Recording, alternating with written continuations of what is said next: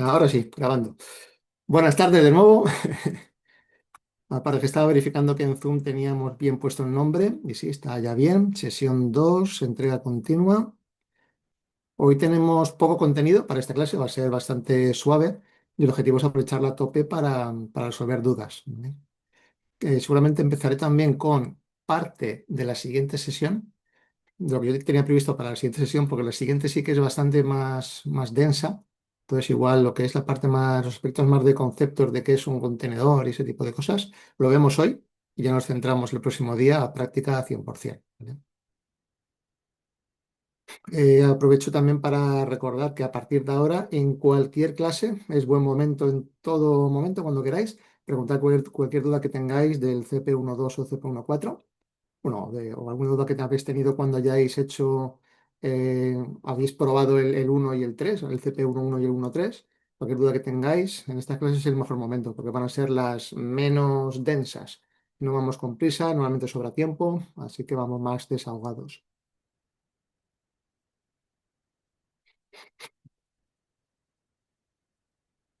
Vamos a ver, código Fundae, que no he mirado si teníamos hoy o no. Me suena que sí. Vamos a ver.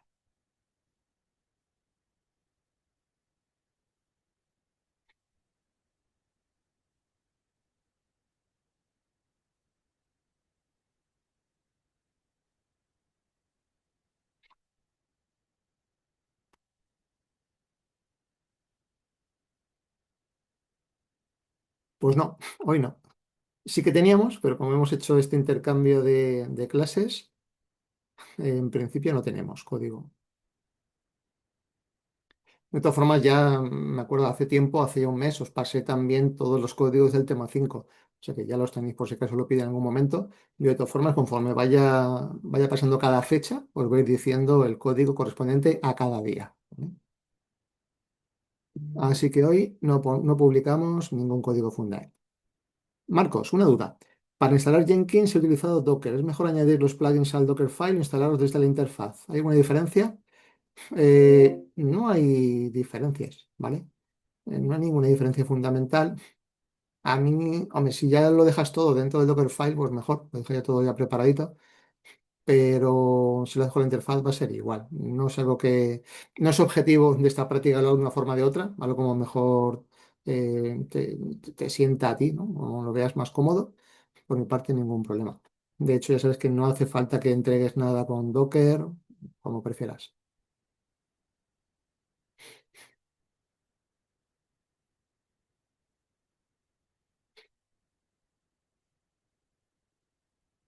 Para los agentes es igual para ambos. El agente no tiene planes ni nada, es simplemente un jar. No sé si te refieres a eso.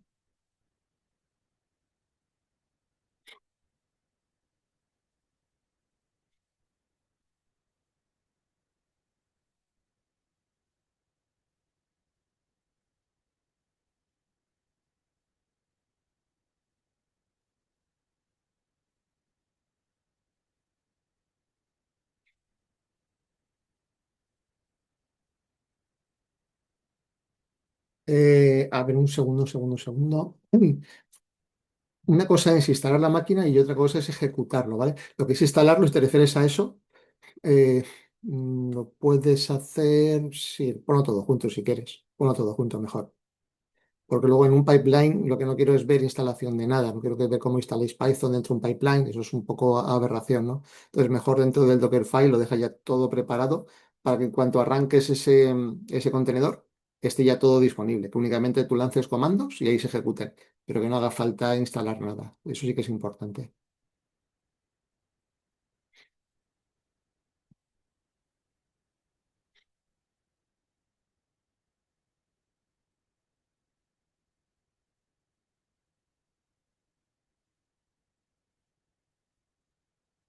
Más dudas,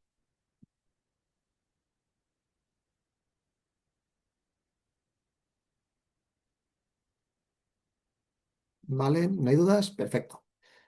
Pues vamos allá.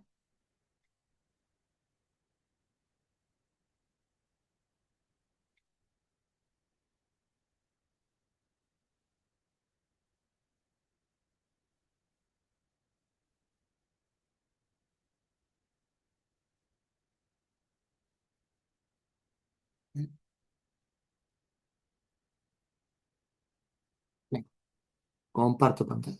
Santos, sí, sí, pregunta. Bueno, y Mauricio, no te he leído. Mauricio, yo instalo un entorno virtual de Python y luego ahí dentro instalo Pipi Flash Pipeline. Si puedes evitar los entornos virtuales de Python, mejor, ¿vale? En el mundo real es una buena práctica. Cuando estamos ejecutando pipelines, no es lo más apropiado, ¿no? Vale. Si no tienes más remedio, Mauricio, pues entonces sí. Pero si puedes evitar el VEnv, mucho mejor, ¿vale? Y Santos, una duda, no te deja entrar por voz. Sí, tengo que habilitarte, pero te lo hago ahora mismo.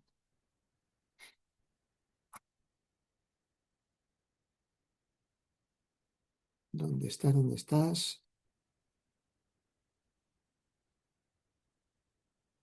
No te veo. Ah, aquí.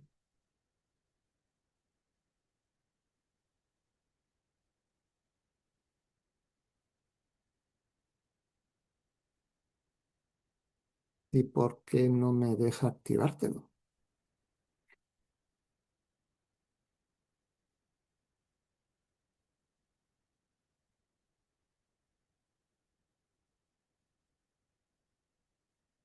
Bueno, a ver si soy capaz. No sé por qué ahora no me deja activar micrófonos. Me dice que puedo solicitar que tú lo actives, pero nada más. No sé si te sale alguna invitación o algo.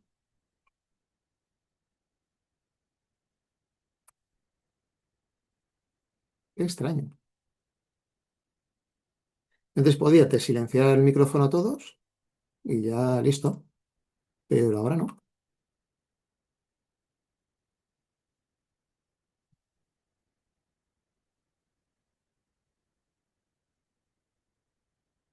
Tú tienes la opción de lanzar como un quiero activar micrófono o algo.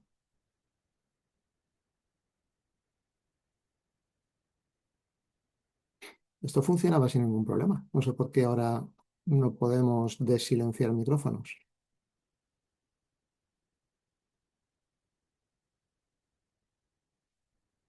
Es el de la invitación, pero no te deja. Qué curioso.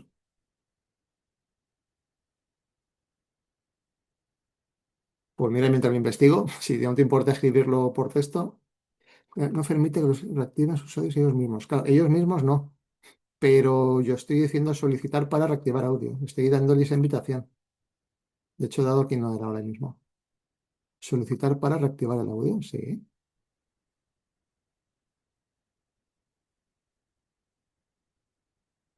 Vamos a hacerlo al revés. Creo que ahora he activado a todos para que todos podáis activar el micrófono.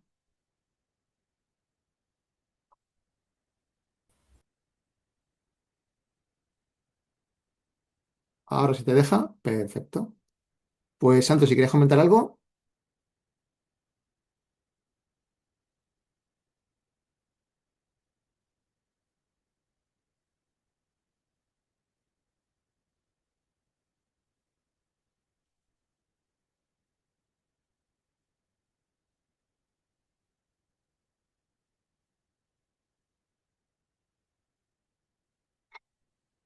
vale, te he visto un minuto, un segundo, ¿verdad?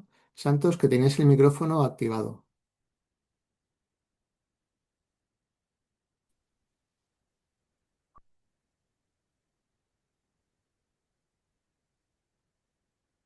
Mientras tanto, Leo, Ahmed, yo uso Anaconda y hice la actividad con entorno VEnv. A ver, no es que sea algo dramático. De hecho, hubo un momento que como no lo expliqué en la sesión, en la edición anterior, lo di por bueno, ¿vale? O sea, y como está, no sé, no recuerdo si lo dije, ¿no? Si yo lo llego a comentar o no, pero vamos, que si lo has puesto así tampoco es algo muy grave. En el CPU cuadro intenta evitarlo, como son máquinas nuevas, que son todo máquinas virtuales, pues ya te encargas tú de instalar todo el software que necesites, Flash y demás, a nivel global dentro de la máquina y arreglado. Hola, ¿me escuchas, Alfonso? Ahora sí, Santos, ahora sí. Creo que yo y todos, ¿no? Buenas tardes. Buenas tardes. Pregunta, Perfecto, ahora pregunta. sí me ha dejado. Quería comentarte, porque creo que es más ágil así por voz.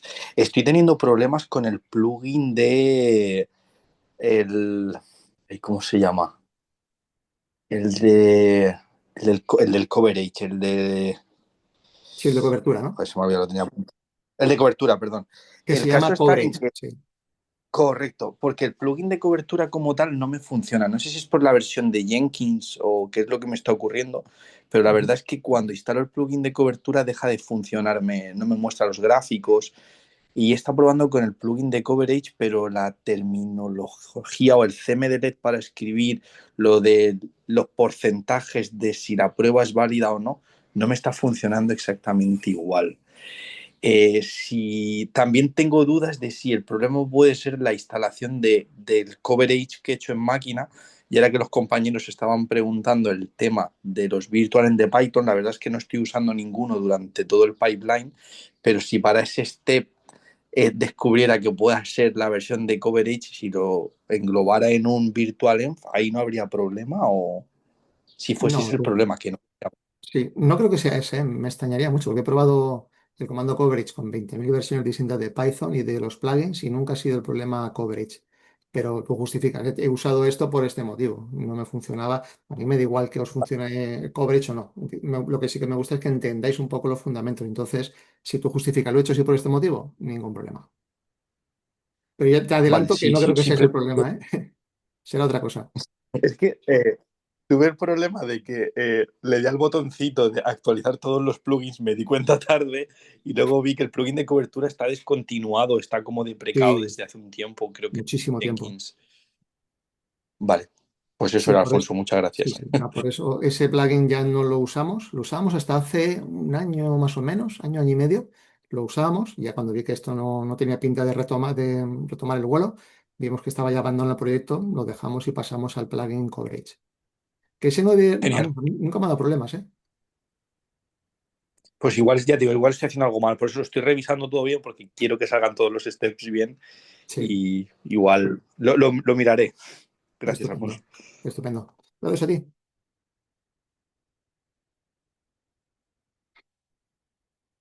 Vale, no, y Ahmed, recapitulando el tema de los VENF, que no es que sean el infierno, ¿no? Pero que no es del todo recomendable. Al final añade complejidad y tiempo de computación para algo que, desde el punto de vista conceptual, no es necesario en un agente o en un nodo de Jenkins, ¿vale? Porque un poco el concepto de un nodo de Jenkins es que tiene ya todo preparado para que tú lo puedas utilizar sin tener que instalar software adicional. Es un poco el concepto de los labels, ¿no? Yo soy capaz de trabajar con esto. Entonces, se supone que todo eso ya está instalado. Si no, lo que estás haciendo es como no estropear, pero estás ensuciando un poco esa gente que se suponía que solo valía para hacer esas tareas y tú le estás añadiendo cosas que no estaba preparado, ¿no? Entonces no es una buena opción instalar cosas en un pipeline de un agente. Venga, pues sí, no es una duda, pero lo digo yo. ¿Habéis comprobado que tengáis todos acceso al entorno de AWS Academy? Importante. Porque no he recibido, bueno, hoy esta mañana, si soy sincero, no lo he mirado, pero no he encontrado ninguna duda, bueno, ninguna queja, ni no voy a decir queja, pero bueno, ningún problema con la instalación, ¿no? De si no tiene ningún problema, perfecto. Ahmed, a ti todavía no te ha llegado, a ti te lo reenvié el lunes, el martes, si no recuerdo mal. Bueno, los que no lo habéis probado, por favor, probarlo porque a veces sí que hay algún problemilla. Entonces, a veces es a la segunda o a la tercera, al tercer intento, que ya se puede acceder, pero no sé por qué motivo las invitaciones que mandamos no llegan. Tema de spam o algo así, no se me ocurre otra cosa. Entonces es bueno insistir, insistir. A mí no me ha llegado, pues pones un mensajito o aquí. De hecho, este chat me lo tendrá aquí guardadito para todos los que habéis dicho que no lo habéis probado. Aunque no lo hayáis probado, reenviaros de nuevo la invitación, ¿vale? Y Daniel, yo lo probaría como va a llevar poco tiempo. Si tienes 5 minutos, 5 o 10 minutos, yo lo probaría. Seguir entrar en el correo, pulsar el enlace y rápidamente vais a ver si funciona o no. Os va a llevar 5 o 10 minutos como mucho.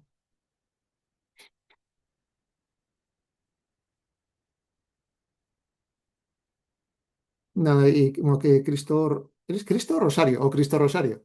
Que el otro día te respondí, no sabía si te llamaban Cristo o Rosario, las dos cosas. Si habéis entrado, ya perfecto, ¿vale? No hace falta que hayas arrancado el laboratorio. Si has podido entrar, ya tienes esa parte cubierta, has recibido el correo bien, has podido registrarte, ya puedes lanzarlo cuando tú quieras, una vez que ya te pongas a fondo con el CP14, pero simplemente si ya has conseguido entrar, problema resuelto. Ahmed, mi email es yahoo.com, vale, ahí está el problema. Tu email, yo tengo, no exagero, creo que tengo 200, entre 200 y 250 cuentas de correo, no preguntéis por qué. Pero este correo, esta invitación os va a llegar únicamente a la cuenta de comunidadunir.net, ¿vale? Entonces tenéis que mirar solo esa cuenta. Si miráis a la personal nunca os va a llegar. Solo os puede llegar a cuentas de comunidad de unir. En casos muy excepcionales lo hemos hecho, pero se puede quejar luego a AWS y cancelar cuentas. Tiene que estar todo acotado al dominio de comunidad de unir, ¿vale? Entonces, entrad ahí en esos buzones y ahí donde tenéis que comprobar si os ha llegado la invitación o no.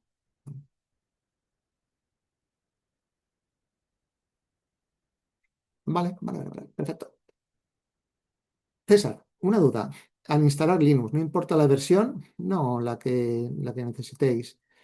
Esto yo lo vengo probando desde Ubuntu 14, creo, y vamos, funciona todo sin problemas. La última no la he probado, eso es cierto. En la última no lo he probado bien. Hice una prueba de concepto, vi que todo funcionaba bien, pero no lo he probado a fondo. Entonces, con la 24 sé que funciona de maravilla, con la 20 también. A día de hoy no sé si habrá algún producto descontinuado. Con la 24 no vas a tener ningún problema, seguro. Pero vamos, puedes usar la que quieras. Si quieres utilizar, por ejemplo, la de AWS Linux, la de Amazon Linux, también la puedes utilizar. A mí no me gusta mucho la de Amazon Linux, pero bueno, es cuestión ya de gustos. No, no es objetivo. No es objetiva mi opinión, simplemente que no me termina de gustar y utilizo siempre Ubuntu. Pero vamos, cualquiera es válida.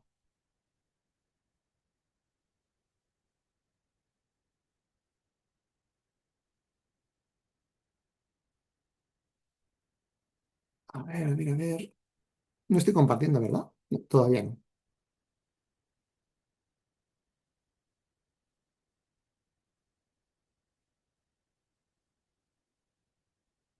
Vale, ¿qué es lo que estuvimos viendo? Y voy a hacer resumen súper rápido. Lo que estuvimos viendo en la clase anterior. Estuvimos hablando de las diferentes estrategias que teníamos para hacer despliegues continuos. Bueno, realmente es para cualquier despliegue, solo que aquí lo estamos enfocando al despliegue continuo.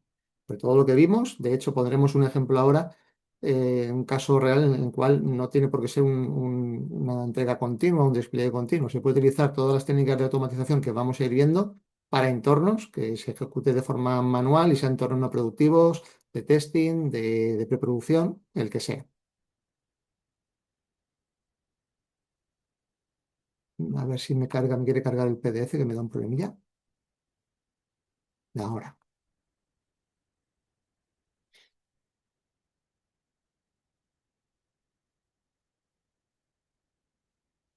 Vale, estuvimos viendo primero lo que es metodología de despliegues. Simplemente no es por un tema de conocimiento de gestión de proyectos, simplemente para que lleguemos a este punto en el cual veíamos que en un desarrollo iterativo, que es lo que se utiliza prácticamente en la mayoría de proyectos a día de hoy, tenemos siempre una entrega al final. Entonces, esta entrega obliga a que tengamos que hacer un despliegue en, ya sea producción o sea preproducción, constantemente puede ser cada día, puede ser cada 4 días, cada 10 días, cada 2 semanas, cada sprint de 2, 3 semanas. No hay una regla escrita, ¿vale? Cuando hablamos ya de Scrum, sí que podemos ya hablar de sprint de 2, 3 semanas, que es la buena práctica y tal, pero en general en un desarrollo iterativo puede ser iteraciones de un día, de 3, de 10, de lo que sea. ¿Vale? Bueno, Scrum también permite iteraciones súper cortas, pero no es habitual. Pero en este esquema podemos ver la necesidad de tener esas entregas constantemente. Si tenemos que hacer este proceso de manera manual, pues estamos en un problema. Vamos a tardar mucho tiempo en hacer cada uno de los despliegues, llevar binarios a la máquina, bueno, es un follón. Entonces, ese es un poco el punto de partida de por qué necesitamos automatizar también ese tipo de tareas de despliegue. Vimos que teníamos una serie de estrategias. La clásica y la más usada a día de hoy todavía es el modelo Big Bang, en el cual lo que haces es tirar abajo un entorno, no hay servicio, instalas la nueva versión, la compruebas que funciona bien y lo abres para todo el mundo. ¿Vale? Es el modelo clásico. Y luego vimos que teníamos otras estrategias que son pues, más modernas y que permiten un cero downtime. Si no es cero, es casi casi cero, con muchos nueves de downtime, ¿vale? Por el proceso de despliegue. Luego, si hay un error en el sistema, pues se puede caer todo y tendrás un downtime más grande. Pero por culpa del proceso de despliegue, este tipo de estrategias, sea Canary, Blue Green, todo el rolling upgrade o versionado de versiones o multiversión, eso te permite tener un 0% downtime de forma teórica. Luego siempre hay milisegundos o incluso segundos por cambio de los balanceadores o enrutadores. Puede haber un mínimo fallo o un mínimo downtime, pero generalmente todos estos sistemas, menos Big Bang, soportan casi cero downtime, ¿vale?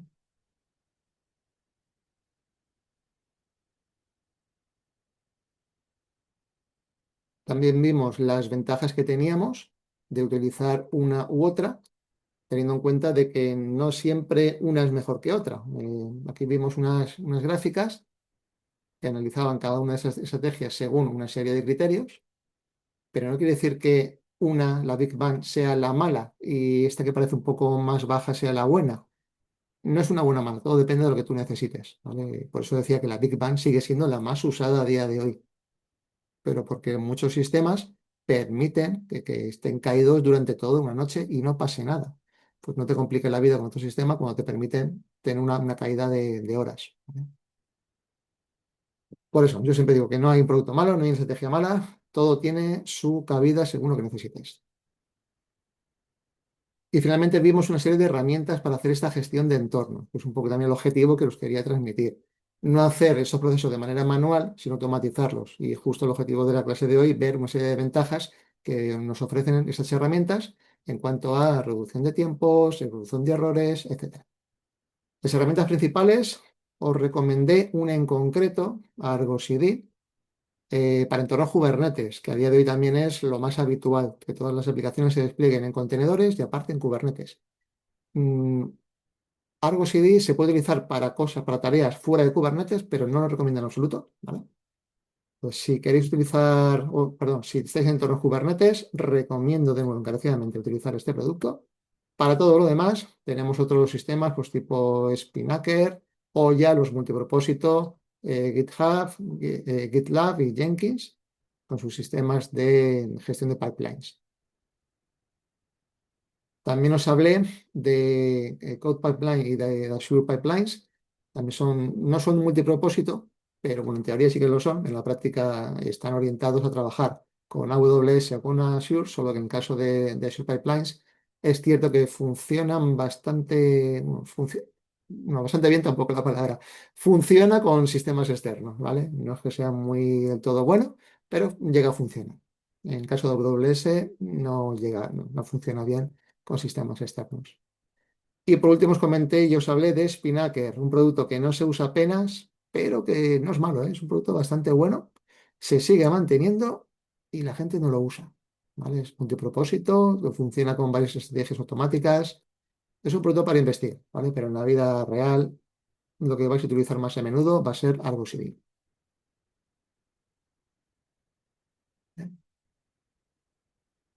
Recordad que os dejé también un montón de recursos, un montón de enlaces a información adicional de todos estos productos que hemos visto. Es interesante, no que los veáis todos, pero si alguno llama la atención, que le echéis un vistazo, aquí tenéis esta documentación para poder ver mucho más detalle de estos productos. Y nos ponemos con la clase de hoy, a ver si tengo, ese es el bueno, si ese es el bueno. A ver, que se me ha cerrado una ventana. Aquí estás.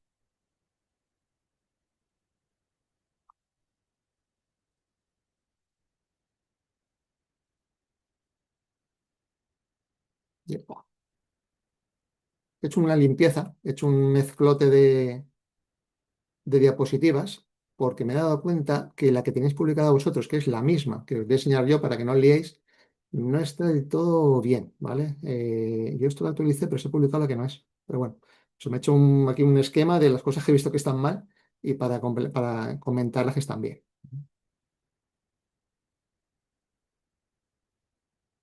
Vale, tema de promoción de entornos en el software.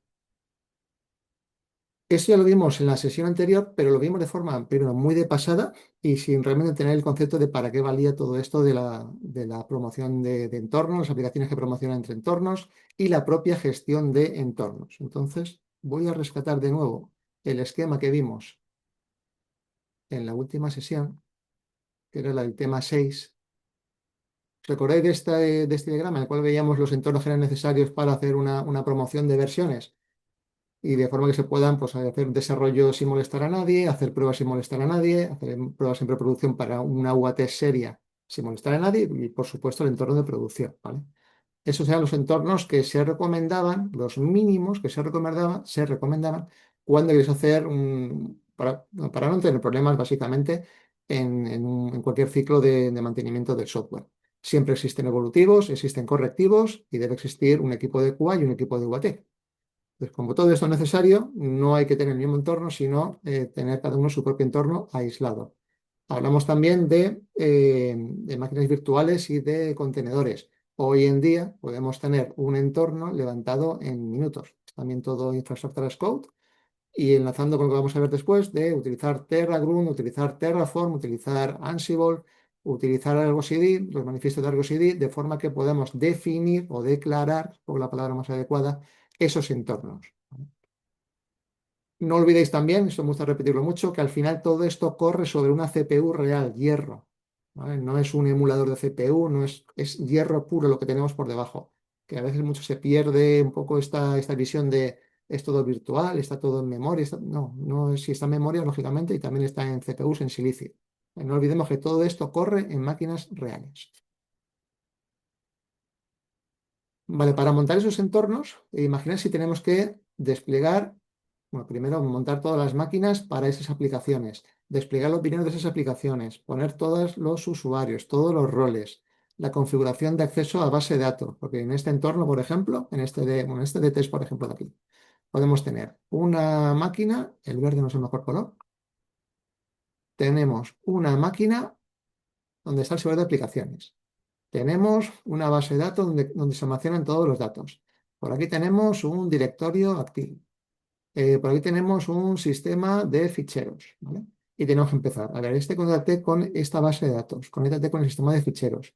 La base de datos consulta directorio activo. También la aplicación consulta directorio activo. Los permisos también se gestionan desde el directorio activo. Todo integrado, todo reglas y todo manual. Cada vez que te piden que hagas una actualización de una versión, tienes que hacer todo esto manual. Crear la base de datos popular, no, no. Crear los esquemas, rellenar datos de prueba o de muestra para esas bases de datos, esas tablas. Todo eso a mano, una locura. Normalmente, bueno, esto se hacía así siempre se tardaban por del orden de 5, 6, 8 horas en un entorno medio que no sea muy complejo. Se iban un montón de horas probándolo todo, instalándolo todo, que corran los scripts. Era muy pesado, ¿vale? Ahora tenemos un montón de tecnologías que nos permiten hacer esto de forma automatizada, de manera que con un modelo declarado en Terraform puedes tener el entorno de test con todas las máquinas que necesitas, cómo es cada máquina, qué requiere, dónde se instala cada cosa. Le dices instalar y automáticamente te genera todas las máquinas en un entorno cerrado, con un firewall, con todo preparado para que solo se acceda a los servicios que tú necesites en ese entorno de test, ¿vale? Eso es posible. No sé si conocéis TerraGrunt, es como un supermodelo o un wrapper, un envoltorio sobre Terraform. Lo que hace es esta declaración, la transforma en plantilla. Bueno, tú puedes decir, ahora esto mismo, llévatelo aquí.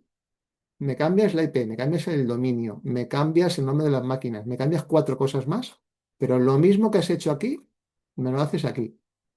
Y lo mismo me lo haces aquí. Y lo mismo aquí. Y lo mismo aquí. Con tus parámetros. Pues en producción no me pongas solo dos servidores de aplicaciones, ponme 35, ¿vale? Y la base de datos no la levantes tú. Realmente eso sácalo de la ejecución de Terraform, porque es un sistema de base de datos gordo que tenemos aquí separado para producción, es un clúster, un exadata, un lo que sea, y no quiero que tú lo prepares, ¿vale? Ya me encargo yo. Eso sí, conéctame el servidor de aplicaciones, todos ellos, conéctamelos con este IP que te voy a decir aquí. ¿Vale? Bueno, no te lo digo yo, de hecho está en un secreto en tal sitio.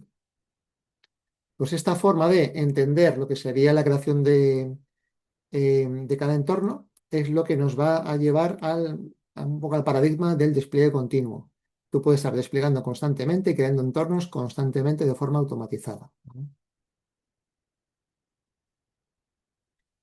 Me lleva al siguiente punto, que no está tampoco aquí explicado, lo quería también volver a destacar. El tema de mantener todos los procedimientos de despliegue del rollback perfectamente establecidos en algún sitio, publicados en documentación donde sea, pero que esté publicado. ¿Cómo tienes que crear un entorno nuevo?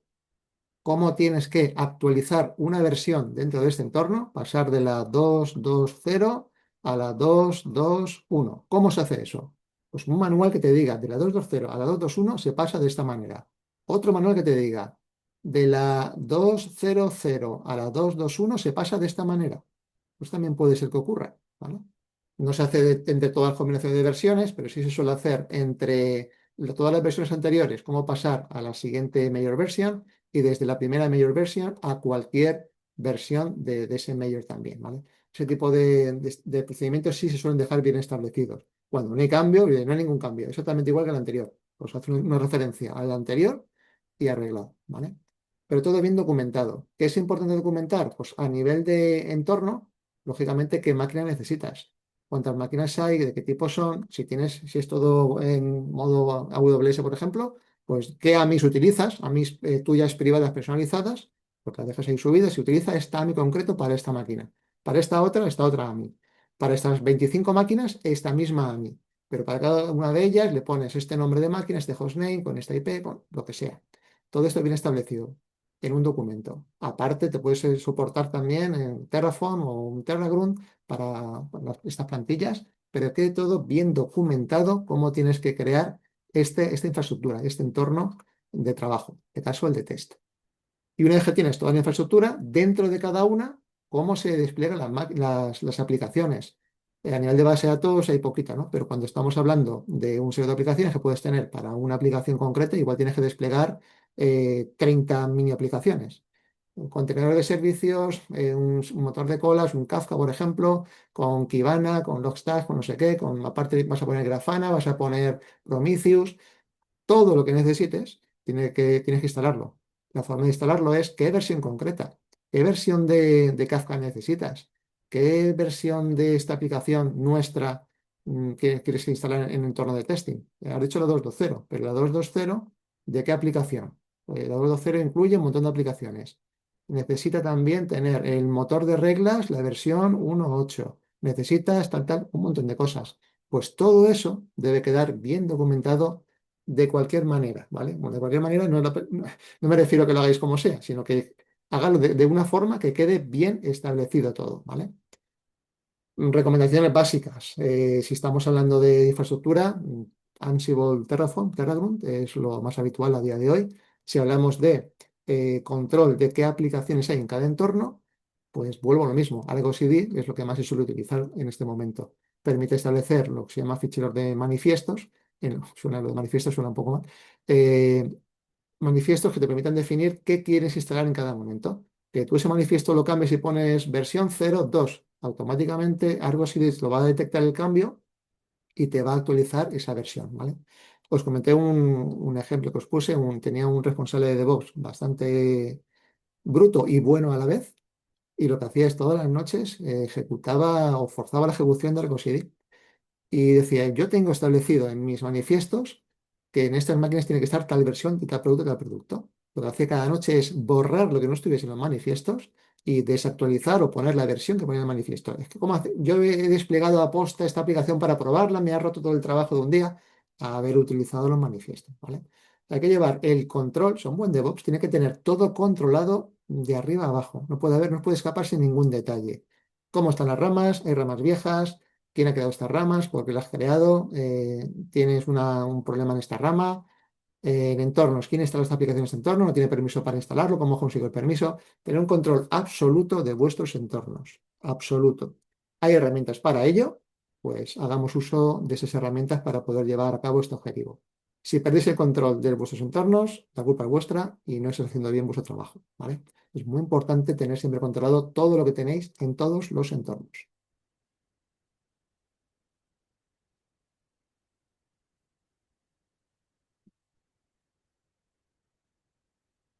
A nivel de base de datos, aunque esto mejor lo cuento en la siguiente, en la siguiente slide, pero a nivel de base de datos también hay un problema bastante gordo, sobre todo cuando hablamos de migración de aplicaciones. Pero esto permitidme que cierre esta ventana y vayamos a esta otra. Una de las tareas más complejas cuando hacemos un cambio de versión, ya sea un cambio de un entorno o sea un cambio de versión dentro del mismo entorno, es el tema de los esquemas de datos. Muchas veces cuando hacemos una nueva versión es porque estamos añadiendo o mejorando alguna funcionalidad y para eso vamos a necesitar modificar el esquema de base de datos con nuevas tablas, con nuevas columnas en las tablas, con un nuevo esquema, ya sea un sistema documental con SQL, lo que sea, pero va a haber diferencias en la estructura, ¿vale? En un modelo relacional es mucho más obligatorio, cuando es un modelo no SQL o no relacional, pues no es tan complejo. Pero en un modelo relacional es muy importante tener siempre esa información bien controlada. Entonces, si para cambiar de una versión hay que modificar el esquema de base de datos, hay dos formas de hacerlo. La forma antigua pero que sigue funcionando bien, es documentar en texto qué tienes que hacer. Pues coges un script, copias y pegas y tienes que hacer un alter, table y pone los cambios que has hecho. Pues borrar una columna, añadir un índice, lo que sea, en un script. Y ese mismo script tiene que estar para el upgrade, para pasar esa versión y para volver a esa versión.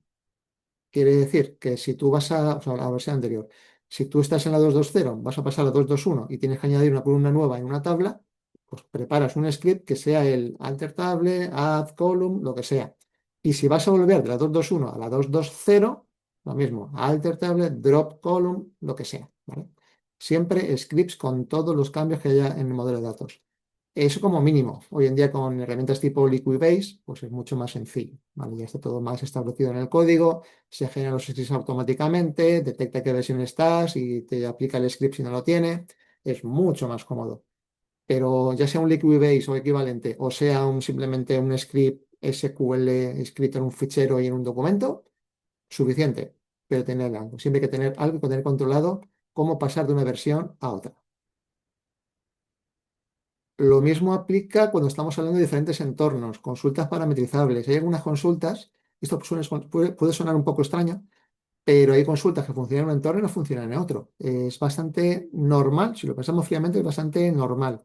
Podemos tener carencias de datos. Por ejemplo, un modelo de datos que tengamos en un entorno de, no sé, de desarrollo, igual no tiene conversiones del euro a dólar, o tiene solo una, la del 2024, ¿no? Pero en producción están las de todos los días, conversión de euro a dólar todos los días. Arrancas una aplicación, coges no sé, una venta, vas a ver la equivalencia del euro al dólar y revienta la aplicación porque no funciona. Te da un error grande en pantalla. No puedo mostrar los importes de esta transacción porque no tengo esa información en base de datos. Pues saber qué consultas puedes utilizar y cuáles no. Por ejemplo, es una burrada lo que voy a decir, pero puedo decirle SQL tal, dame qué conversión hay y si no la hay, utiliza la paridad uno a uno, ¿vale? Pero que no dé un error, que permita realmente ejecutar algo. Un ejemplo bastante malo, pero bueno, para que sepáis que se puede y se deben parametrizar algunas consultas según el entorno en el que estés, ¿vale? Esto implica que podéis tener unas consultas SQL que estén no en configuración genérica de la aplicación, sino en la configuración dependiente de cada entorno. Son casos muy especiales, pero se me han dado proyectos donde había que tener consultas específicas por cada entorno.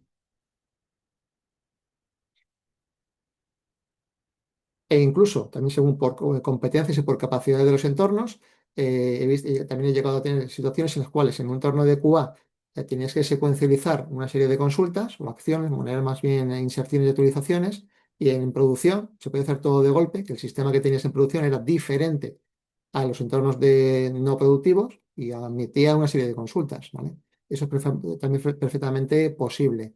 Tener un Exadata en producción o tener no sé, no quiero decir que sea malo, ¿no? Pero un MySQL en desarrollo, las consultas van a ser diferentes casi seguro, ¿vale? Ya no os hablo que sería muy mala práctica si tenéis un MySQL en un sitio y un SQL Server en otro. Ahí seguramente no funciona casi nada. Pero sin llegar a ese extremo, tener sistemas parecidos en producción y en no producción puede requerir en algún momento también tener ese control de qué consultas se ejecutan en cada sitio. Pues hay que tener muy claro que esas consultas irán a un fichero que estará en una rama, en la rama staging, rama production, rama QA, rama como se quiera llamar, pero siempre dependiente del entorno.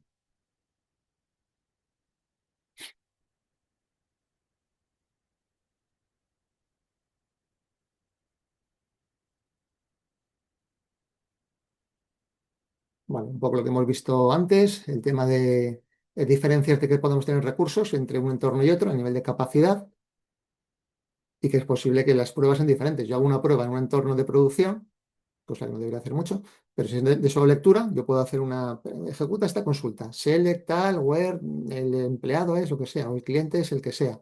Ese mismo ID o ese mismo cliente de prueba, igual no lo tengo en un entorno de test, ¿no? O de QA. Entonces hay que adaptar siempre todo el código y todas las parametrizaciones del código al entorno en el que estemos. Vale, vamos a entrar ya en modelo más físico de cómo hacemos estos despliegues. Mecanismos que tenemos para hacer despliegues en múltiples entornos. Tenemos el modelo clásico, que es tener hierro a casco porrillo, ¿no? Tener un montón de racks con un montón de máquinas y que tienes cada rack es un entorno y están separados entre ellos. Bueno, ese modelo es prehistórico, eso no existe, ¿vale? Máquinas virtuales será el siguiente paso, como mínimo lo que deberíamos tener, poder tener entornos en un grupo de máquinas virtuales aisladas con tu propia VLAN, como que cada entorno sea una VLAN, que no haya comunicación entre ellas, que esté todo aislados, separados, todo diferente, ¿vale? Mínimo eso. Hablemos también de contenedores, ese modelo actual. Hoy en día casi toda aplicación, al menos que se diseñe de forma que no sea una aplicación legacy, que sea algo nuevo, va a ir todo con contenedores, ¿vale? Hay poquitas aplicaciones que no funcionen en este momento con contenedores. ¿Hay algún proyecto todavía? Los hay. Y diré, pues todos mis proyectos los últimos 2 años han sido sin contenedores. Mala suerte, pero la realidad es que a día de hoy casi todas las aplicaciones funcionan con contenedores. No todos están en Kubernetes, hay otros sistemas también, pero también yo diría que un 60-60%, lo que yo estoy viendo, lleva todo sobre Kubernetes.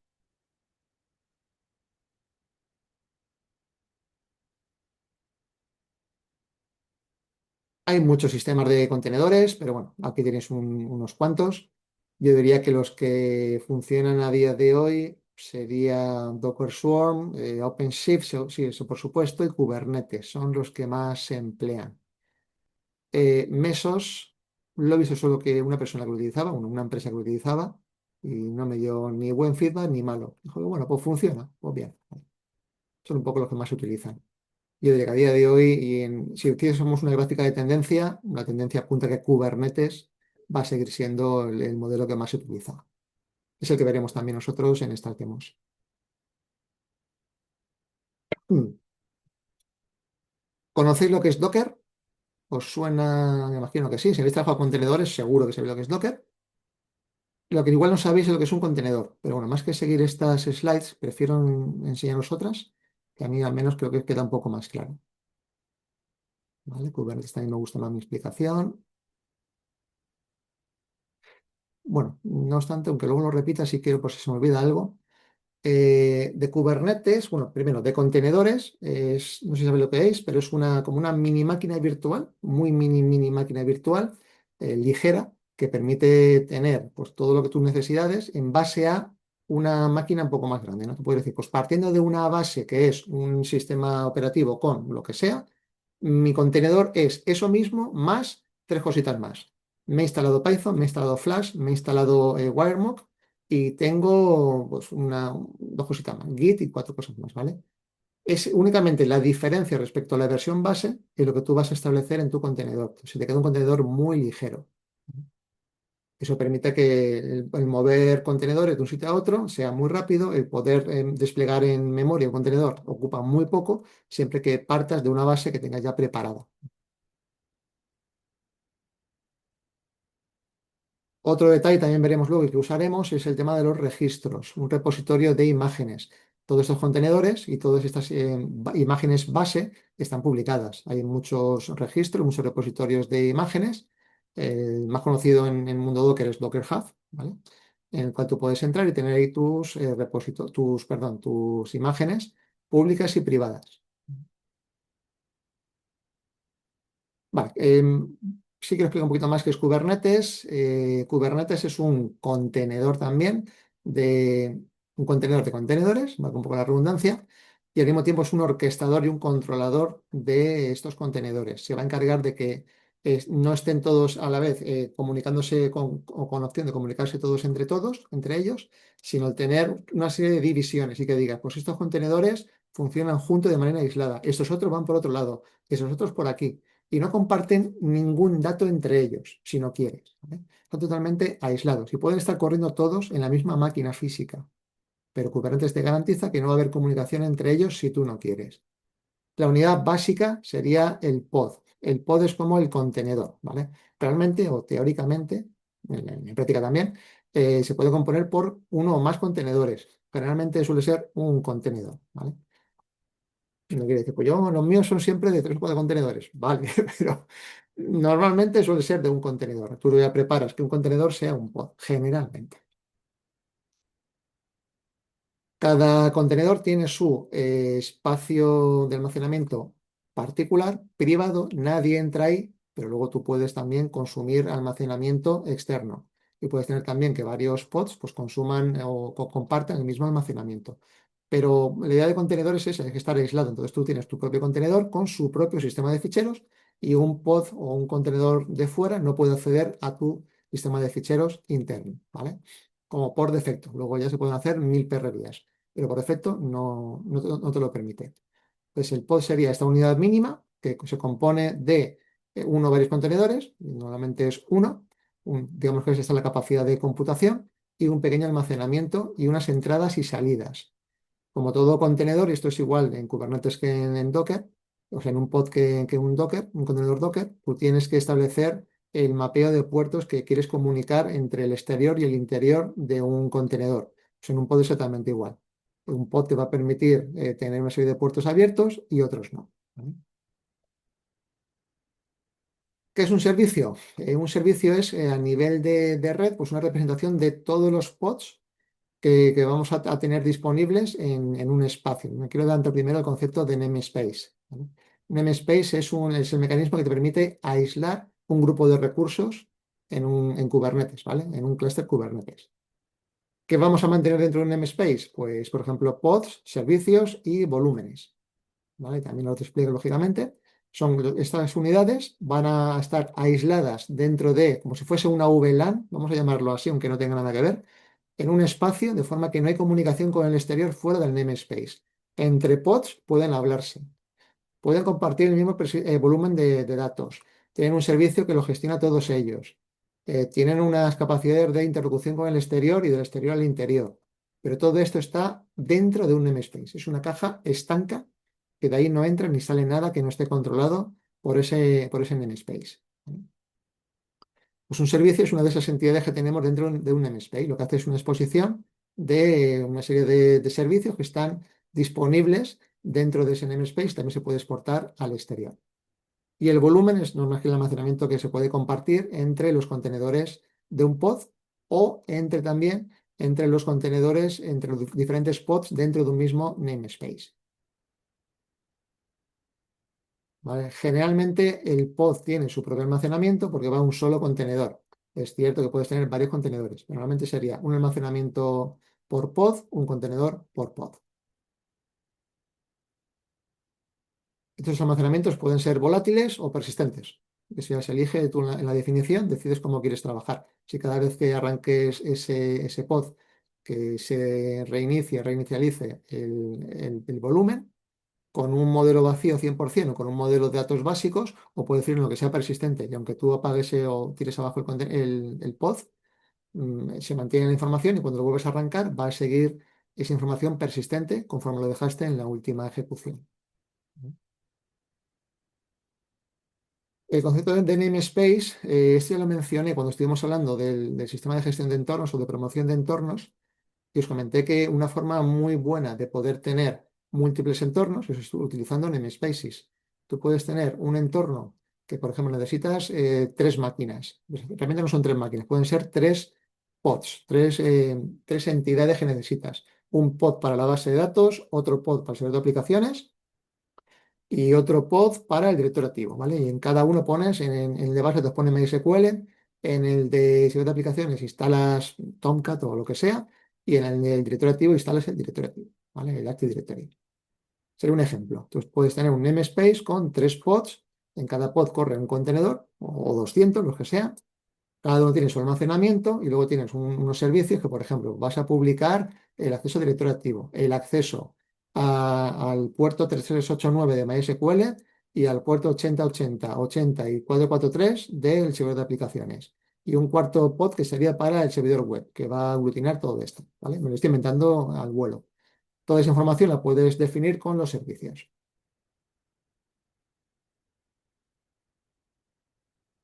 Ya fuera de un MSpace hay otros, bueno, esto ya es entrar en demasiado detalle, el tema de nodos y demás. ¿Cómo podemos gestionar toda esta información? Ya me he adelantado antes. Hay muchos sistemas como sería Ansible, Puppet, este es bastante antiguo.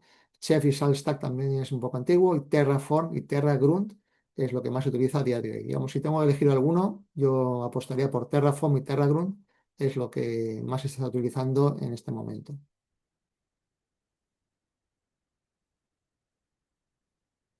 ¿Vale? Cierro esta y ahora quiero enseñaros la presentación actualizada que no sé por qué no la tenéis vosotros.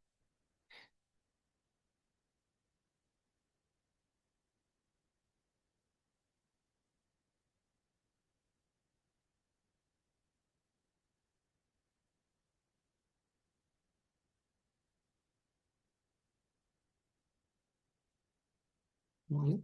Vamos a repetir algunos conceptos pero haciendo hincapié más en cosas que no hemos visto todavía.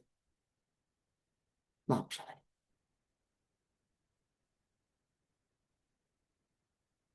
Vale, vamos a ver la entrega continua y despliegue continuo en este caso, aunque ya os comenté que la diferencia es muy sutil y no todo el mundo está de acuerdo en que sean diferentes, ¿vale?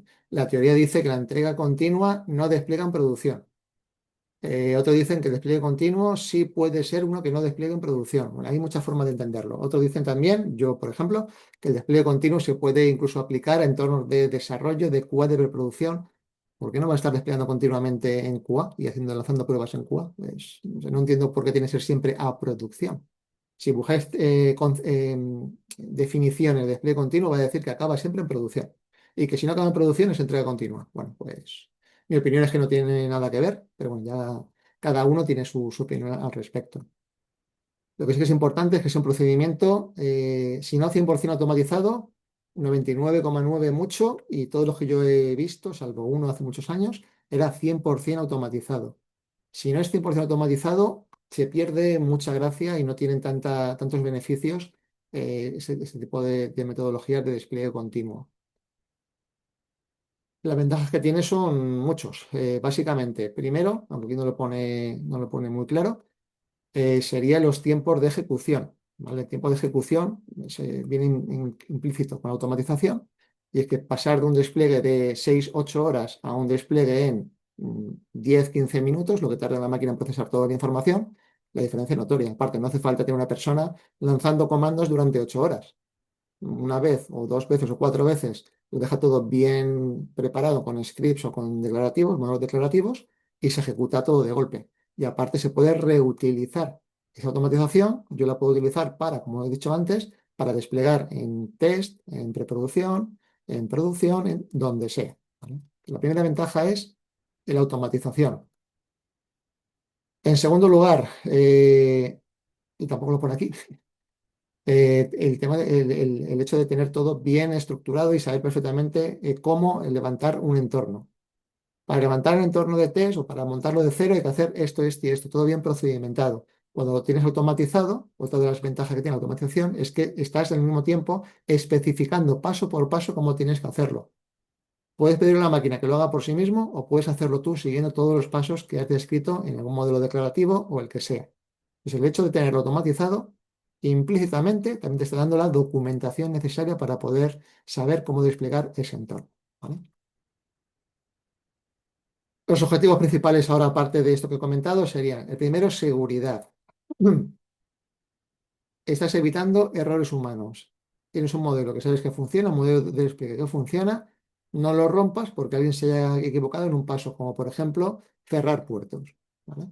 Se me ha olvidado cerrar los puertos, se me ha olvidado aplicar el parche de seguridad tal, se me ha olvidado lo que sea. Cuando es un modelo automático no existen distracciones. Puede que haya errores, se detectarán y se abortará y dará un mensaje de error y se informará a una persona, lo que sea. Pero a nivel de seguridad es mucho más seguro tener un buen sistema de despliegue automatizado. Aislamiento, no por tener un despliegue continuo estás aislando la información, pero cuando empleamos sistema de despliegue continuo estamos hablando normalmente de entornos muy cerrados, máquinas virtuales muy concretas, sistemas que te permiten aislarte del exterior. De hecho, es el propio entorno que recibe la utilización, es que se encarga de consultar qué tiene que hacer, dónde está esa información. ¿Vale? Es mucho estás más aislado que no si tienes un sistema que lanza script contra una máquina directamente en producción. ¿Vale? Entonces, un modelo de despliegue continuo normalmente funciona en modelo pool. ¿Vale? No sé si os acordáis lo que era el modelo pool, y es que en vez de mandar cambios al entorno de destino, es el entorno de destino quien consulta qué cambios tiene que aplicar. ¿Vale? Te aísla mucho mejor de que nadie pueda meter la zarpa en ese entorno. Trazabilidad y auditoría, porque como es un modelo declarativo y basado en GitOps, en este caso que vamos a ver, en este ejemplo, realmente estás consiguiendo saber qué persona ha pedido cada cambio, cuándo lo ha pedido, por qué exactamente qué dijo, qué versión dijo de publicar, qué había en ese momento, has pasado de aquí a aquí, por qué pide más memoria, todo eso queda constancia.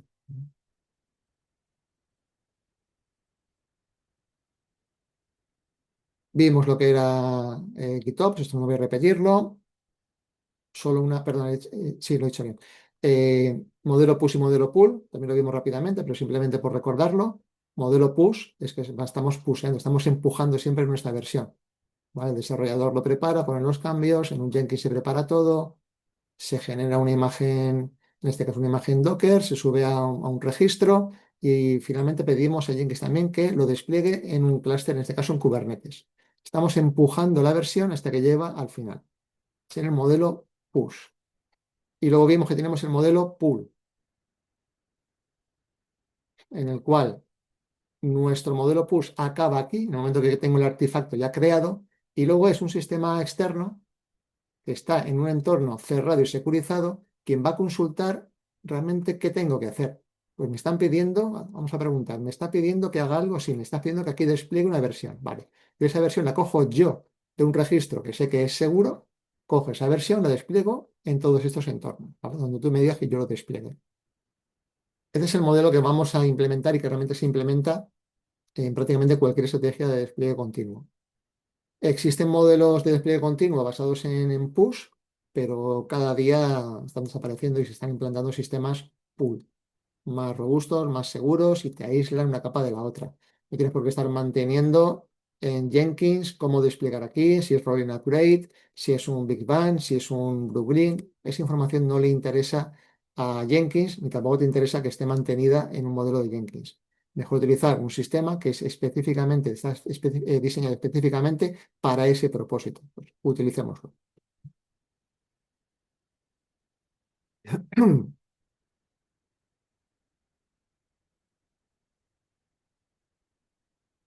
Por cierto, me he puesto yo aquí a hablar, no os he leído. ¿Montáis Docker Swarm? Sí, de hecho he dicho tres principales, pues Docker Swarm es de las tres principales. Me gusta más Kubernetes, ¿vale? Soy más partidario de Kubernetes siempre, o OpenShift, pero vamos, yo diría que más incluso Kubernetes.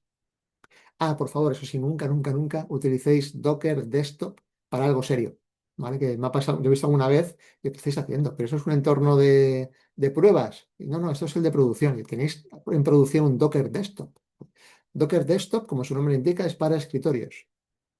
Y aunque es capaz incluso de levantar un clúster Kubernetes, no sé si lo sabíais, pero te permite también levantar clúster Kubernetes, es 100% desaconsejado incluso por el propio fabricante para utilizarlo en modelos de producción, en entornos de producción.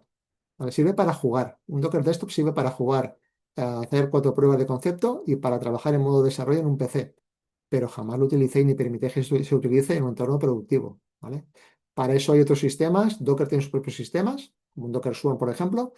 Pero vamos, a empezar, yo incluso recomiendo antes que esto un cluster Kubernetes. ¿Vale? Si me preguntáis entre un Minikube y un Docker Swarm, seguramente me decante por el Docker Swarm. Pero un Minikube también funciona bastante bien. A pesar de ser un modelo de juguete, funciona también bastante bien e incluso me atrevería a ponerlo en producción. Mucha gente me mataría por decir esto, pero a mí me gustan más las evidencias y lo he visto en producción funcionando sin ningún problema, estable, robusto, ¿no? Según lo que necesites. Ahora bien, mis proyectos, la mayoría van con Kubernetes. no van con Minikube. Pero para cosas que no sean muy críticas y no quieran meterte el follón de instalar un cluster con un maquinón y demás, el Minikube funciona perfectamente. Docker Desktop no funciona perfectamente.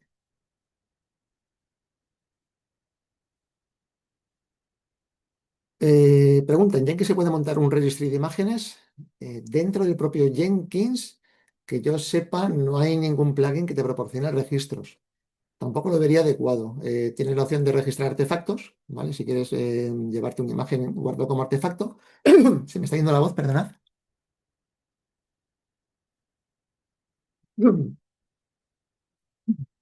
Llevo todo el día hablando y no sé cómo estoy aguantando a las 8 de la tarde todavía con voz, ¿vale?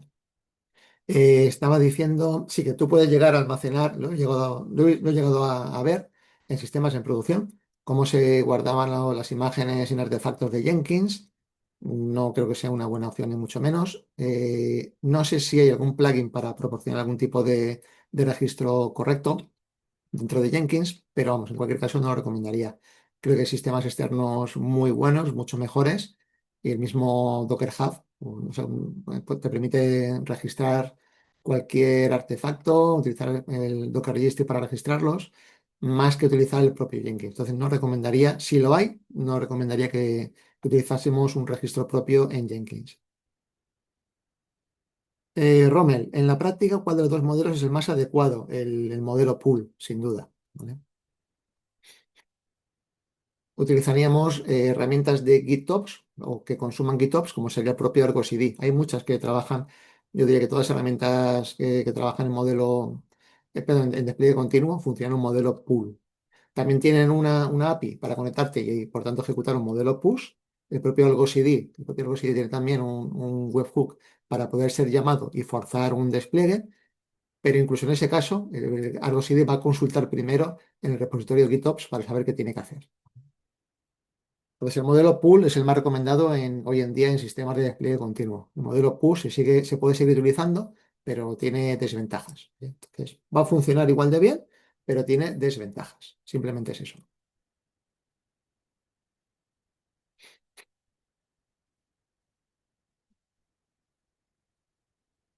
Vale, voy a intentar no repetir cosas que he visto antes, que hemos visto antes. El tema de contenedores. Definición: paquete de software ejecutable que incluye la aplicación a ejecutar junto con sus dependencias. ¿Vale? Eh, Como ya he comentado antes, es como una mini máquina virtual en la cual solo vamos a tener lo imprescindible a partir de una base. Por ejemplo, si tenéis como base vuestro propio PC, pues el contenedor sería las cuatro cositas que estéis desplegando. Cuando ejecutéis ese contenedor, lo que va a hacer es coger vuestra base de máquina host y le va a aplicar las cuatro cositas que hayáis puesto vosotros, ¿vale? Como el ejemplo que hemos visto antes, que ha comentado el compañero antes, os voy a instalar Python, Flash, Wiremouse. Pues vas a tener un contenedor que te va a ocupar, no sé, 200 megas, 100 megas, lo que sea, lo básico. Si lo has puesto en modo ya de dependencias, que se te bajen las dependencias en la creación de la máquina, ni eso. Te va a ocupar lo mínimo, mínimo imprescindible, la definición, el requirements y poquito más, ¿vale? Entonces viene muy bien, pues son piezas muy pequeñitas y se ejecutan como si fuese una máquina virtual completa. Antiguamente, pues si tú quieres hacer algo parecido a esto, te llevabas una máquina virtual con un VMDX, con tu disco que te ocupaba, no sé, 12 gigas. ¿Vale? De esta forma estamos pasando a, llevándolo al extremo, no sé, 1 mega, ¿vale? 2 megas, 3 megas. La diferencia es enorme, ¿vale? Y luego esos 10 megas se pueden completar y se pueden convertir en 100, 200 como mucho, pero no son 12 gigas. Entonces, la diferencia entre un contenedor y la máquina virtual, aunque a nivel de ejecución es lo mismo, necesitas un hipervisor, un lo que sea que te permita emular el sistema operativo, pero al final funcionan igual, pero la diferencia es enorme en cuanto al almacenamiento. Es mucho menos pesado. No necesitas tener dos núcleos de sistema operativo funcionando a la vez. Es un solo núcleo ejecutando muchas cosas en paralelo. Es mucho mejor tener un sistema de contenedores. Ahora bien, la máquina virtual te va a dar un aislamiento adicional que quizás no te lo pueda ofrecer un sistema de contenedores. Pero es raro en los sistemas en los que tú necesitas tener ese aislamiento tan fuerte. Hoy en día, con Kubernetes, los servicios, lo puedes hacer prácticamente todo lo que puedes hacer con una máquina virtual antiguamente. Entonces, sus características principales serían estas: la ligereza, portabilidad, te lo puede llevar a un entorno a otro, Porque como estás partiendo de una base, tú puedes decirle, sobre la base Windows aplica esto y esto. Sobre la base Linux, Ubuntu 24 tal, aplica esto y esto. Entonces tienes en muy poquito código y definición de ese contenedor, en muy poquito Dockerfile, vas a poder tener un montón de información que pueda funcionar en muchas máquinas sin tener que hacer ningún cambio. Y cuando eso lo despliegues, lo dicho, 100, 150 megas, 200, pero no van a ser nunca 15 gigas ni nada parecido. Aprovecha los recursos al máximo, eso por supuesto, y te escala mucho más. Porque cuando tú tienes un contenedor, tú puedes decirle que te lo levante 50 veces y tienes el mismo contenedor levantado 50 veces, computando un montón o sea, con mucha capacidad de cómputo simultáneo. Con máquinas virtuales, hoy en día también se puede hacer, pero no es lo mismo. Vas a tener que tener 50 máquinas virtuales con sus 50 discos de 15 gigas. Vale, me pongo un poco en el extremo. Luego hay sistemas que te permiten comprimir esto mucho más, bloques sucios, bloques limpios, y no te ocupa tantos gigas de disco, ni mucho menos. Pero sigue siendo mucho más eficiente los contenedores que las máquinas virtuales, muchísimo más. Metodología de contenedores o tecnología de contenedores hay muchísimas, ¿vale? Ahora mismo no sé deciros de memoria todas las que hay, pero vamos, hay muchísimas tecnologías. ¿Qué ha pasado? Que se han quedado en una o dos, ¿vale? Al final todo funciona con Docker. Si a alguien le preguntas, dime algo de contenedores, Docker, rápidamente, no va a pensar nada más. Entonces, Docker es la tecnología de containerización open source que puede funcionar en modelo PaaS. PaaS ya sabes lo que era PaaS, ¿no? Que te olvidas de la infraestructura que hay por debajo, únicamente te centras en tu propia máquina no, tu propio runtime, tu aplicación y tus datos, poquito más. Docker se basa en el kernel de Linux, ¿vale? Lo cual no quiere decir que solo funcione en Linux. Como ya sabréis, Docker funciona en casi cualquier sistema operativo, simplemente que lo que sería la base de cómo funciona un contenedor con Docker es un kernel de Linux.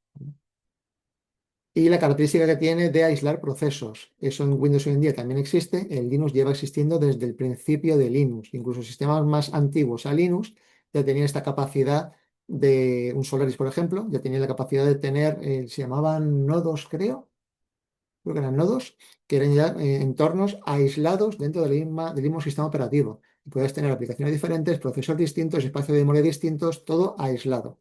Pues basado en esta característica del kernel de Linux, salió la idea de los contenedores Docker, que se basa en esta independencia de procesos, controlar todos los recursos que están utilizando y están consumiendo dentro de tu contenedor, y luego el concepto de namespaces o agrupaciones de contenedores, ¿vale? Que luego esto lo he importado muy bien dentro de Kubernetes. Docker, cuando tú lo instalas, es un montón de productos. Como ya he comentado, tenemos, por ejemplo, el Docker Swarm, está Docker Desktop, está Docker Engine, que es el motor de ejecución de los contenedores Docker. Pues están las herramientas para generar las imágenes Docker. Hay un montón, es un ecosistema, una suite de productos dentro de la tecnología de Docker. La pieza base sería la imagen Docker, ¿vale? La Docker Image, que vais a ver en muchos sitios, es la imagen de disco, digamos, de un contenedor. Tú defines esa imagen mediante un Dockerfile, pero luego esa imagen la vas a construir y la construyes siguiendo la definición que tienes en el Dockerfile, ¿vale? Lo que vamos a ver también en la próxima clase. Una vez que tienes ese Docker image, lo puedes subir a un registro y queda almacenado de forma que cualquier persona con permisos, puede llamar a esa dirección, ¿vale? A ese nombre de registro que has dado y descargarse esa propia imagen. No viene por aquí, creo que no viene por aquí. No sé si conocéis lo de las imágenes seguras e inseguras. Con tema de este, ay, también, como estamos ya cerca del fin de la clase, voy a comentar también este tema. El tema de las imágenes que veis por ahí publicadas en 20.000 registros, muchísimo cuidado con esas imágenes, ¿vale? Veis imagen Python 3.12. Ah, pues me voy a descargar que me viene de maravilla. Vale. ¿Quién te asegura que esa imagen no contiene 20.000 virus? Pues hasta hace poco nadie. Salió el concepto de los contenedores seguros. Bueno, contenedores no, perdón, de las imágenes seguras. Entonces tú tienes que buscar imágenes que sean seguras, que una persona con un certificado digital te garantice que esa imagen pertenece o ha sido validada por Docker Hub o por quien sea. Si es de un origen de confianza, la puedes descargar y utilizar. Si no, No lo hagáis. Hay un montón de contenedores por ahí publicados que tienen virus, pero a lo bestia, ¿vale? Y uno esto con un mensaje que ayer estuve en un evento de IA, ¿vale? Que por cierto, fuera de contexto totalmente, pero lo voy a comentar. No sé si tenéis experiencia en desarrollo de software utilizando IA. Se elige la panacea, es lo que va a permitir que produzcamos un 500%, lo que antes tardábamos un día, ahora se tarda una hora, ¿verdad? Hay métricas que lo están desmintiendo ya, están empezando a desmentirlo e incluso a ver rendimiento negativo. Es decir, que con la IA se tarda más en conseguir el mismo producto final que si lo hicieses a mano.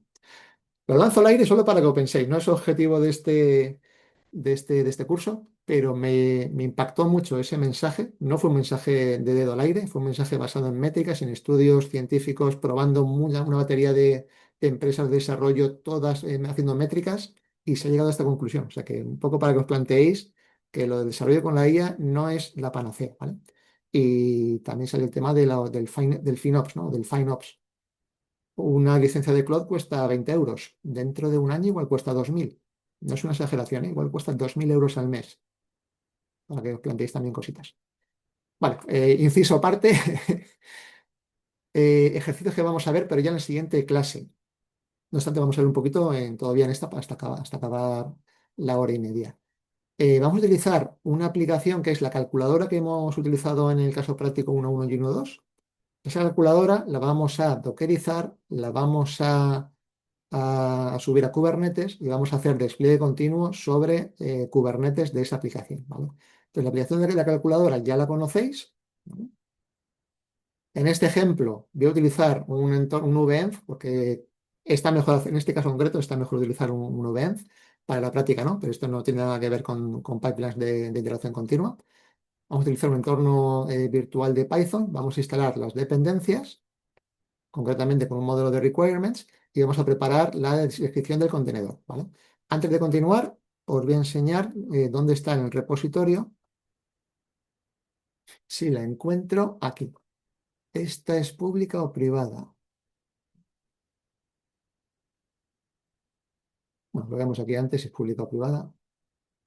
Por ver si la podía descargar o no. Ah, está pública. Vale, está pública, pues lo puedo descargar ya. En mi repositorio de siempre se llama test argo. ¿Qué tenéis aquí? Pues tenéis la aplicación de calculadora en la carpeta app. He quitado los tests, he quitado todo eso. Tenéis un fichero de requirements para la instalación de las dependencias. En este caso únicamente es Flask, no necesita nada más, no hay test, no hay nada más. Y tenemos un Dockerfile.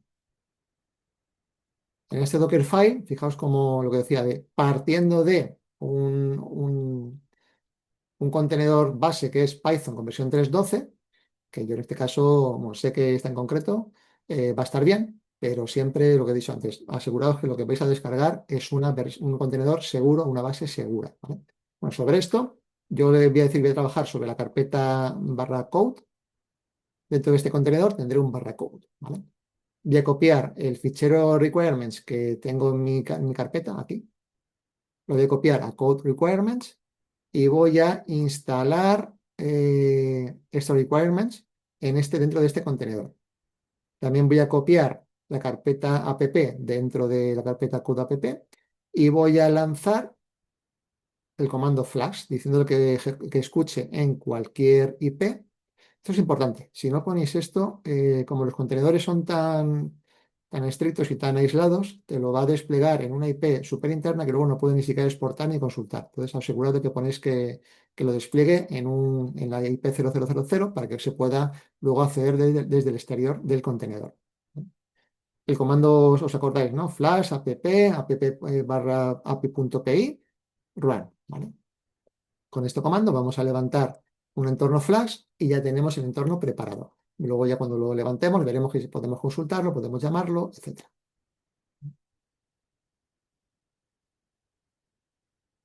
Si lo queréis ir ya descargando, necesitáis descargaros el Docker, por supuesto.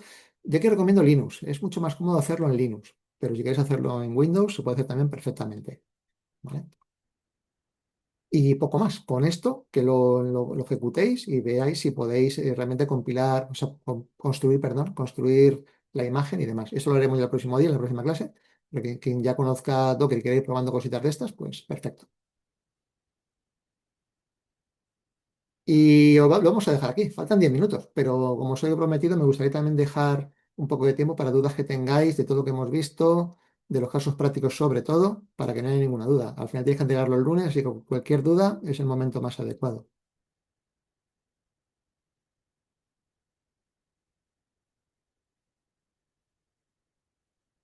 Por cierto, Santos, a ver, Nexus como RIST, sí, sí, sí, Nexus. Nexus y Artifactory, a mí me gustan los dos.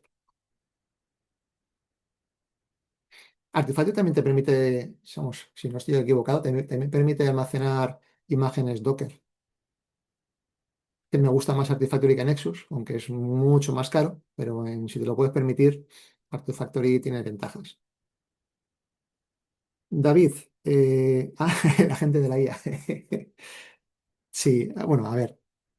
En este, y lo de luego se disculpa es que es verdad, es que siempre te dan la razón, siempre te dicen que, ay, disculpa, te he entendido mal, disculpa, te he borrado la base de datos. A ver, aquí hay un problema de base. ¿A quién se le ocurre dar permisos completos a una IA? Es que eso fue una barbaridad, pero ¿cómo se te ocurre hacer eso, no?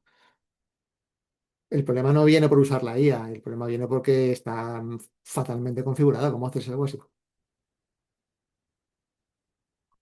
Ahmed, eh, has revisado todos tus mails en comunidad de unir, ¿no? Y no ves el email de Audibles Academy. Vale. Pues vamos a hacer, bueno, voy a hacer, perdón, una revisión. A todos los que habéis comentado, habéis respondido, de no lo he visto todavía, o en tu caso, Azme, que dice que sí que lo has visto y que no lo recibes, os voy a enviar de nuevo información, o sea, la invitación para que podáis realmente acceder. Si aún así seguís sin verlo, por favor, mensaje al foro, a los tutores, para que urgentemente volvamos de nuevo a llevar la invitación.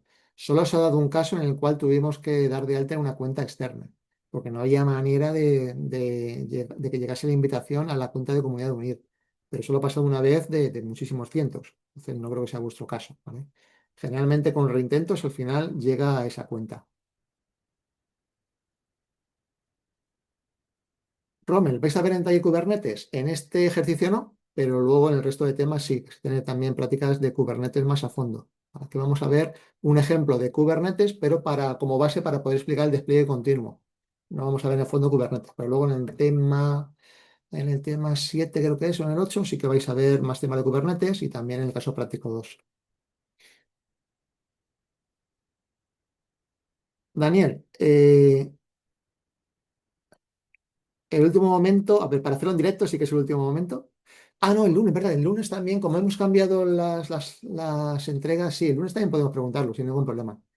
El lunes tenemos tiempo de sobra para verlo, así que si queréis hacerlo el lunes, sin problema, ¿vale?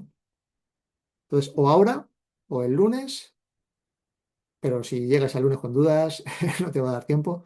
Y lo dicho, yo el fin de semana intento también siempre verle el foro, pues sobre todo siendo el último fin de semana antes de la entrega, pues ahora sí que veré con más asiduidad de los foros y cualquier duda lo podéis plantear por ahí también.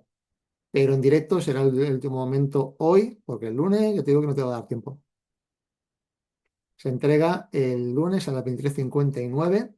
Si lo entregues a las 00:05, oficialmente hay que suspenderlo, pero yo siempre lo corrijo igualmente, ¿vale? Mi tope está en si he explicado ya la resolución del caso práctico. Si ha llegado el martes a mediodía, que suelo publicar la solución, ya no corrijo nada más.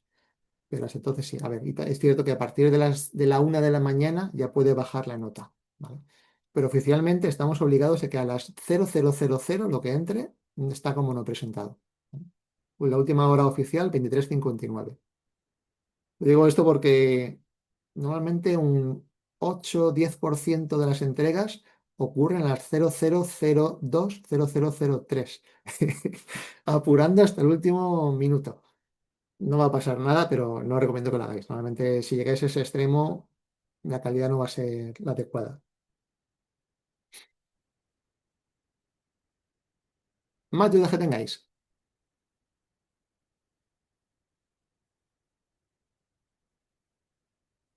Lo de los VM, ya os digo, no es buena práctica en interacción continua. en despliegue continuo. Para este ejemplo lo utilizaremos, pero si lo habéis utilizado para el CP1.2 o el CP1.4, no lo voy a tener en cuenta, pero solo que sepáis que no es una buena práctica.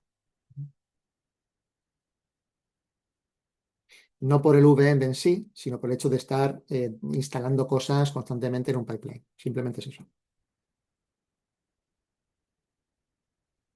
Muy bien, pues si no hay más dudas, solo recordaros que no tenemos código Fundae hoy. Hoy uno de esos 3 días que no hay código Fundae y que os deseo mucha suerte para completar el caso práctico. Cualquier duda ya sabéis, en el foro a partir de ahora intentaré que lo antes posible responderos. ¿De acuerdo? Muchas gracias a todos. Hasta luego.